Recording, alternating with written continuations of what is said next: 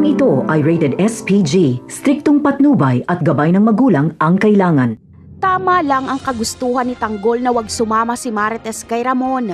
Kriminal kasi si Ramon at kapag mapatunayan ni Rigor na buhay si Ramon ay magiging kalaban nila ang lahat ng kapulisan. At dahil kasama ni Ramon si Marites ay magiging kriminal na rin ito. Kaya hindi talaga ligtas si Marites kay Ramon. Dagdag pa dito ay posibleng si Marites ang targete ng mga kalaban ni Ramon sa negosyo. Kaya nasabi ni Tanggol kay Ramon na kung mahal nito si Marites ay uunahin ni Ramon ang kaligtasan ni Marites. Mauunawaan ito ni Don Julio.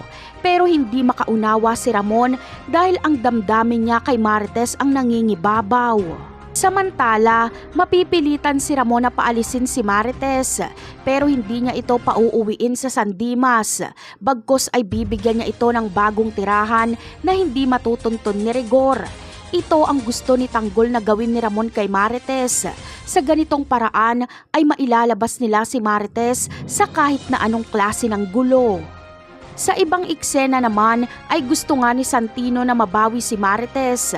Gusto niya rin itong bigyan ng tirahan gamit ang perang kinikita niya sa Red Phoenix. Itatago niya rin ito kay Rigor.